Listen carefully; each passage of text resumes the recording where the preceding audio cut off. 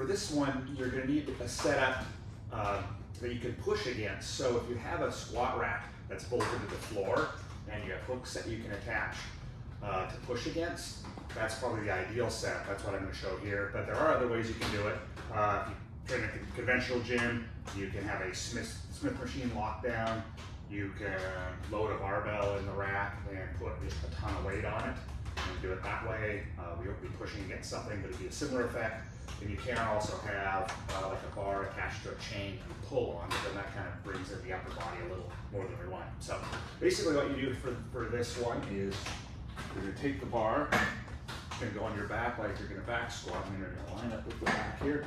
You want these hooks pressed so that when you press the bar up into the underside of them, you just have a small angle at the hip and the knee, roughly about where you would foot strike the ground if you were running or hiking.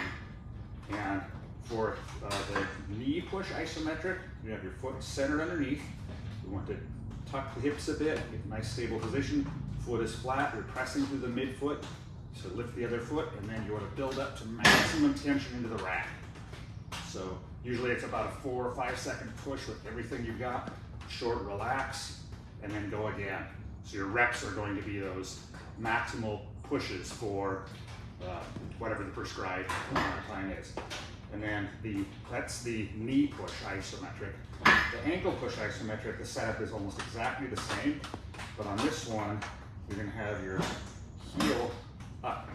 So I'm going to have my foot centered, hips are still tucked, knee is forward, I'm on the ball of foot. And now here, same thing, ramping up, contraction maximum. You should really feel this in the glute and the foot. If you're doing these correctly, you should be shaking, and it really should be max effort.